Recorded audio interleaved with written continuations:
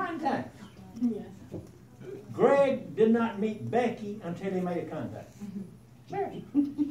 Contacts is key. Contacts, that's the number one word. Nothing happens till you make a contact. I was in the Chamber of Commerce meeting. I was talking to people in there, you know. I asked, what's the number one word? They didn't have a clue. It's contacts. I said, we're here for one reason. Networking. But you can't network with a person, you make a contact. So I got a little phrase I call contacts and mileage. What does that mean? You make a contact and you make a lot of them. Contacts and mileage. That's the key to this business.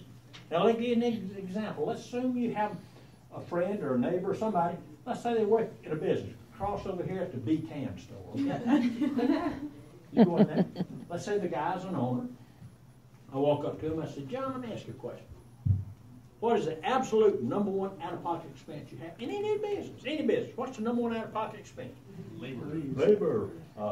Insurance. Overhead. No, it's not. What'd you say? Advertising? Good point question. Wrong answer. Come on, big guy. Come on, guns, give me an answer.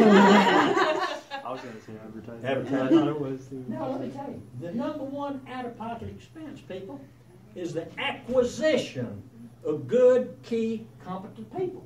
That's it. It's acquisition. How do you get that? Well, the boss or somebody's got to take time off of what they're doing to go out and find or go online or get resume, career builders. It doesn't matter. They spend a lot of time trying to find people that qualify for the job that you have open. It's the acquisition of good, key, competent people. What's the number two out-of-pocket expense? What? Training. Retention of those people. That's where your training comes in. That's when you train. Acquisition and then retention. You spend all your time, effort, and energy hiring the people, then you got to train them. All right? So now then, I'll say, John, what's your number one out-of-pocket expense? I teach him it's acquisition. Number two, I teach him, number two is retention. I said, John, do you have any kind of benefit program for your people here? What do you mean? Have you got a retirement plan for these people here? No. John, all you've done is spend a lot of time going out and recruiting these people, hiring them. Then number two, you spend all your time training them. Some guy down the street that has a very, very, very simple payroll deduction IRA that costs him absolutely nothing. They take $25 a month out of their paycheck down there and they hire them away from you.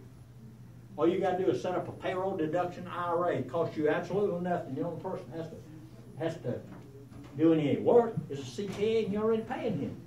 You set up a payroll deduction IRA, $25, $50, $100 a month. At the end of the year, if they're good employees, compensate them. Keep them there. So businesses have turnover. Every time you go by a store, sometimes they have, we're not hiring, we're not hiring, we're not hiring. Some people say, yeah, but Lynn, the reason I don't want to work with Primerica is all y'all do is hire people. Because I worked at Delta Airlines. They got a complete office staff of about 5 or 6 people. All they do, they hire people every single day. What's wrong with that? We hire them not because they quit. We hire them because we need more people. Right. So that's not a negative. That's a positive. You hire a lot of people out of work. You know. So understand that you can go out and find one person that has 2 or 3 employees. This has you go out and talk to them about their overall program. Chances are they have little or no insurance and could be married, have little or no investments, and all of a sudden you end up with a client. All of a sudden you get 2 or 3 or 4 referred leads. Like the program, Becky just told me that I'm going to steal it from her. Who's your beneficiary? I mean, that's genius.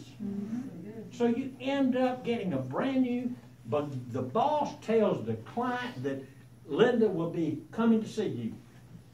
How much easier can your dadgum appointment setting be? Right.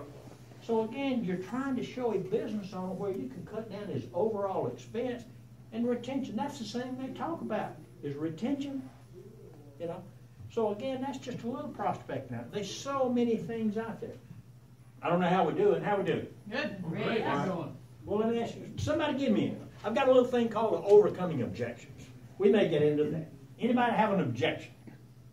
Anybody have an objection? Time. Time. Well, that's a good one. I'll answer that later on. No, time is an objection. I just don't have the time. All right? You don't have the time for what? You know, always throw it back. You don't have time for what? Mm-hmm. Well, I don't have time to do this on a part-time basis. All right, what type of work do you do? Well, I'm a secretary, okay? How many hours do you work a day? 8 hours a day. Okay? How much it pay you an hour? $10, $12 an hour. That's good. Now, you go through a little simple presentation, and I'll just flip over here right quick.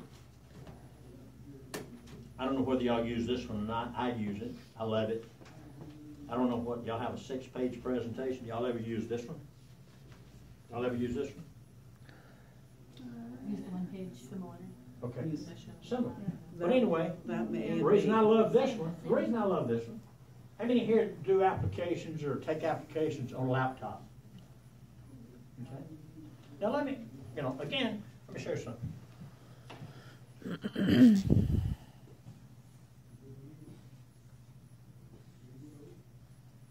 What does that look like? American symbol.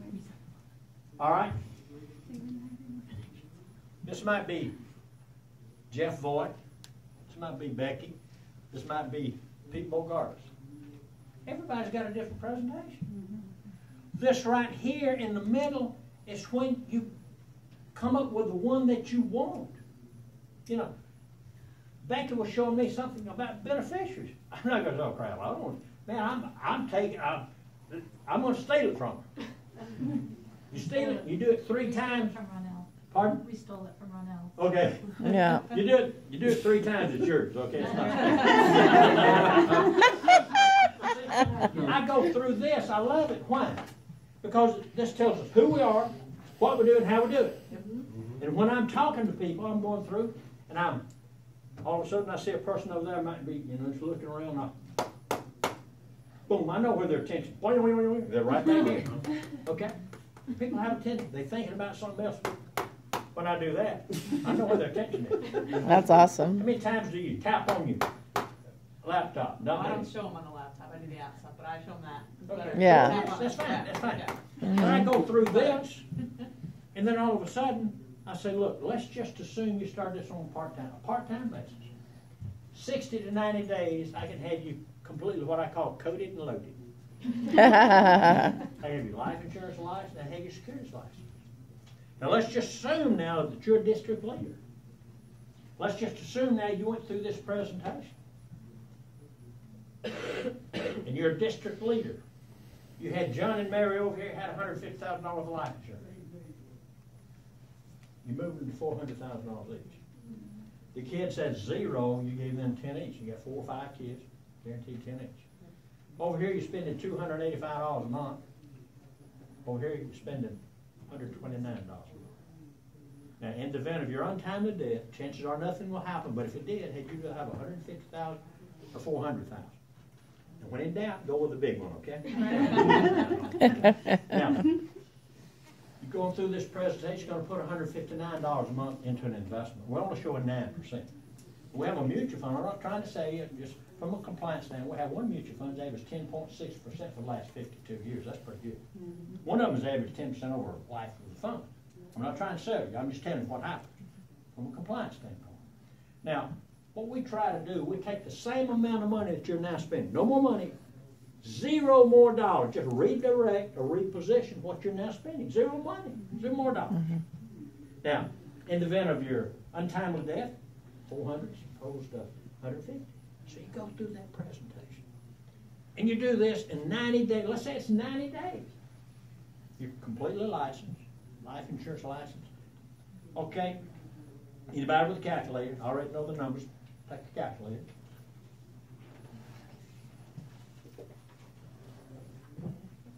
Okay. Let's assume now, as a district leader, you go out and you make this life insurance sale. It's not hard to go from 150 to 400,000. Mm-hmm. Securities, you go from a maximum they're going to have is 150,000. 50% of hers is 75, 50% of his is 75. That's 150,000. And retirement, he'd usually have 150,000, 475,000. When in doubt, go to the big. Everything you do reflects to us. But the thing you got to understand, I'm going to say, assuming you qualify. Anybody here like to fish? Yeah. Fishing. When you want to fish, you throw the lure out there. You don't just let it sit. You start bringing it back. Assuming you qualify. What do you mean qualify? Man, I'm an American. I qualify for anything. You know? So again, assuming you qualify. All I'm telling you is available assuming you qualify. They want to qualify. But now then I say, you're coded and loaded. You got a life insurance securities license. You had $712. That's for the insurance. You had $783 for the securities. That comes up to what? $14.95. $14.95. Okay. Now, this will take, I say an hour, but it's not really an hour. The first 10 to 15 minutes you spend with them, it's what I call petting the goldfish. Okay? You get acquainted? Pet the goldfish. All right? Now then the other, 45 minutes, you're going through the presentation. Everything in here points toward, they almost have to be an idiot not to go with it, assuming they qualify. Now, we just made, how much is that? $1,495. $1,495. And for an hour. Now, how much you make an hour? I'm making about $14 an hour. Had you rather make $14 an hour or $1,495 an hour? In doubt. Yeah. All right, now, multiply that times 4 to 30. Yeah, 4.33. 6,473. How much? 6,400. $6,400. Almost 65. $6,500 a month. A month. People, that's one cell a week. That's one more than a dead man. Now, you don't have the time to understand this. You love what you do and you want to do it the rest of your life. Chances are you can. But if you want to do something special with life, take the time to come down and listen to Greg and Becky. See the kind of income that's possible here. And it may not be for you, I understand that. If you're not interested, I'm not offended. But I want you to understand what is available. So you go through this simple presentation. So one of the things I'm really, really, really big on acronyms, okay? I say, if you want to work with me, you got to join my AAA club. What do you mean? I'm already a member. Not my AAA club. You got to be a member of my AAA club. What's my AAA club? Attitude, activity, and accountability. I have a young man by the name of Al Dodd. I won't go into the detail of that. I made him up at MIT. He's under Mary Walker. I met him at MIT. He's somewhat dejected and was sitting off by himself, and I go over and just talk to him. He looked like he was supposed to be in class with millionaires in class, but he was all sitting by himself. I had I think 4 RVPs up there that weekend. And I go up there every Sunday afternoon, have barbecue with them, and spend special time with them and things like that. I saw this gentleman sitting over there. I went over to shake his hand. And he looked at me like, "Who are you?" Who are you? Work around here or something? I said, "No, I just want to introduce you." He said, "My name's Lynn Strickland." He said, "You're who?" I said, "I'm Lynn Strickland." He said, "My RVP thinks you hang the moon." I said, "Your RVP's got a problem." Who's your RVP? Well, it had to be Ken Mitchell, who was number 52 as a linebacker with the Atlanta Falcons. He's doing an Ironman contest all over the world with his 2 boys. His next up line was Rhett Waller's a good friend of mine. He's one of the original 85. He's retired, living up on Lake Lanier, maybe about $400,000 or $500,000 a year. His next up line was Randall Walker, one of the original 85, a good friend of mine, died of cancer. He said, "I have to go back to work with you." I said, "I'll work with you." He said, "You don't make any money off me." I said, "I don't need more money, I need more friends." He said, "I'm serious." He said, "I live down in Orlando." I said, "Crap, I got people in Portland, Oregon, I work with them. Can't do them, can you don't have to be next door." And I said, "Would you work with me?" I said, "Sure." I said, "On one condition." He said, "What's that?" I said, "You look into my baby blue eyes, as deep as you can look." He says, "Al, don't you understand one thing, son? I'm not lonely. I'm not looking for a pen pal. I will tell you what I want you to do, If it's too hard, don't worry about it. Anytime you say timeout, it's over. Okay? Fair enough, fair enough. This guy didn't realize, went through a divorce, lost his house, lost his 2 boys, moved to Orlando, Florida, thrown out of his last 2 apartments, like a rent, 3 months behind on his office rent, sleeping in his car. Anybody that bad off? Wow. I didn't know that at the time. I didn't care. I said, son, all I'm asking you to do is tell her what I want you to do. I don't make any money off you. You can quit anytime you want to. I said, I want you to have a positive attitude. Every time I see you, you better be smiling. I don't want to ever hear you talking negative about anything. It's positive. Positive attitude. You become a product of your environment. You're around people who are negative, leave it. You better be positive every time I see you. Attitude. Activity. I'm going to tell you what I want you to do. I want you to do it. Accountability. I want you to call me every single night. Now, what I told him to do is I want 10 contacts a day. 10 a day. Now, I'm not going to be as bad as Bobby Buisson. Bobby Buisson, the guy that hired me, if y'all don't know him, he's the number 1 earner in the company. He's our upline. I was in the Green Beret meeting. He used to hold a Green Beret meeting. It started at 7 o'clock in the morning, go to 7 o'clock at night. He don't even take a wee break. He doesn't even eat. But you go there, you take notes, and I can guarantee you, best you've ever had. Doing Green Beret, one young man sitting over here, about the middle of the day, and he said, Mr. Buisson, I really want to do this business, but what do you think I need to do to be successful in this business? Bobby said, it's simple. All you got to do is make 20 contacts a day. Yes, but Mr. Buisson, what do I say to him? Bobby said, if you make 20 contacts a day, don't make a crap what you say to him. Said, you'll figure it out. Well, I took that from him. And I said, well, I'm going to do 20, I'm going to do 10. Rather than tell him to go out and not know what to say, let me tell you what to say. Very simple. 2 4-word phrases right now. You walk up to anybody. I walked up to my preacher here the other day, pastor. I wanted people to realize how simple this is. I walked up to my pastor. I said, Pastor Grinstead, 4-letter word, I need your help. Very simple. I need your help. I need your help. What's his natural response? How can I help you? Anybody says, well, how can I help you? Then you say, who do you know? 2 4 who do you know? What I'm saying is I need your help. Who do you know? It's third-party approach. You're not asking him, who do you know? Who do you know could use an additional $1,000, $1,500 a month on a very limited part-time basis? Very simple. Who do you know could use an additional $1,000, $1,500 a month on a very limited part-time basis? Not to be sacrilegious, almost like he crossed his hands and looked up at the sky and almost like he said, thank you, Jesus, I've been praying for something like this.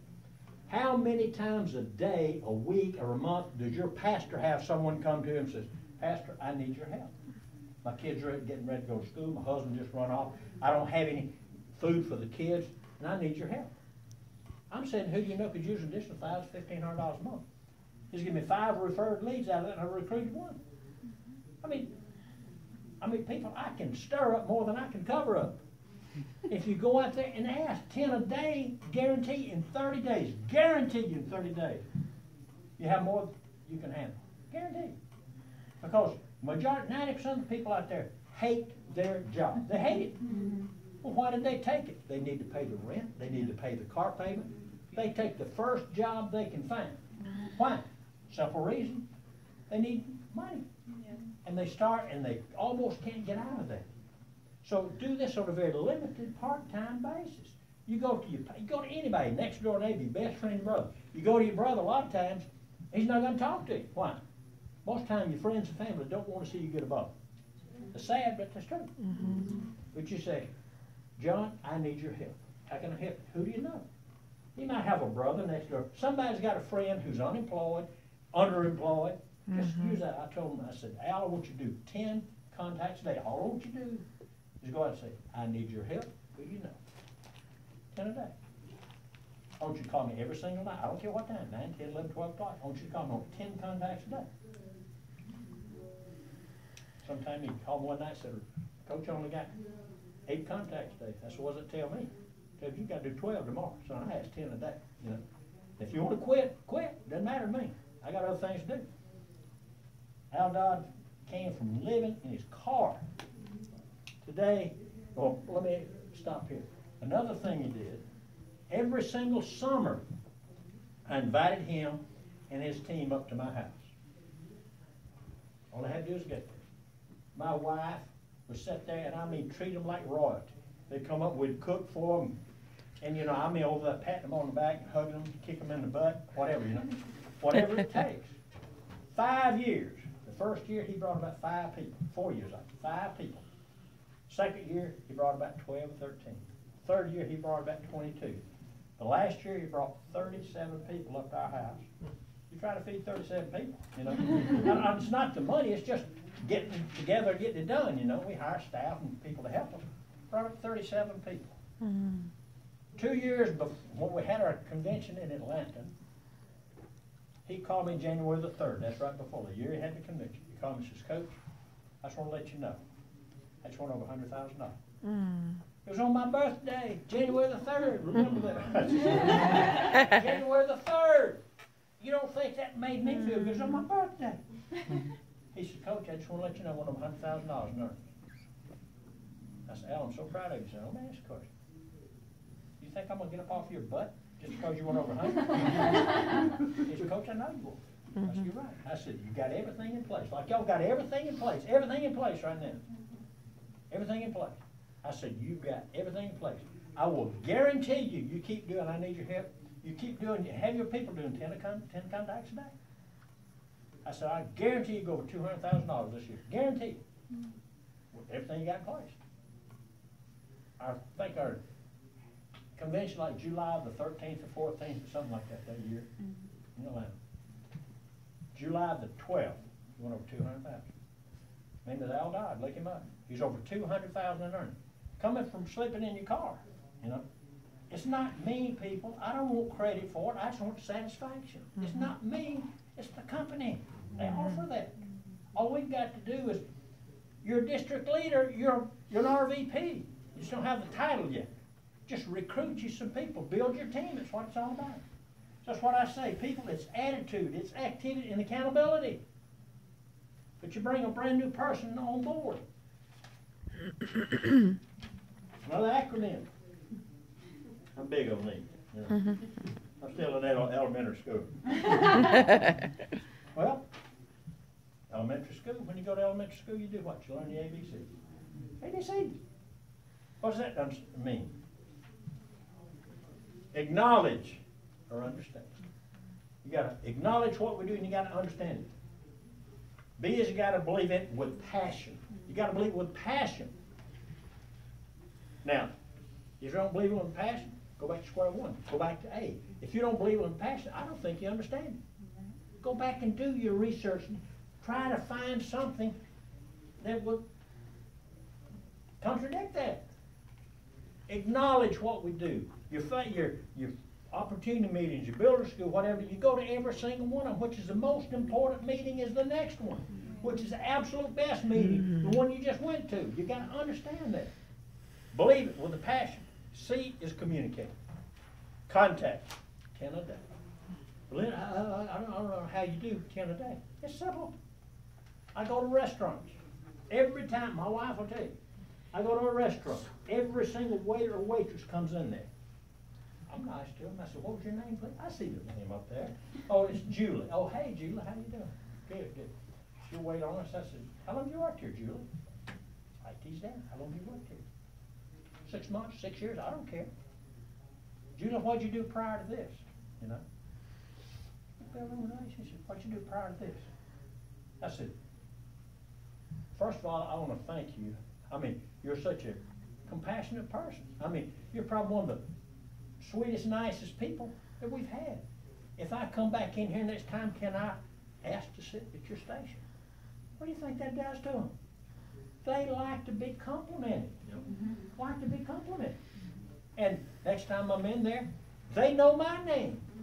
Remember, you don't harvest in the same season that you plant. All I'm planting is seeds. There's the biggest guy that I recruited in the business. His name was Ray Zink. You know, Ray Zink. Ray Zink. I was in Montgomery, Alabama.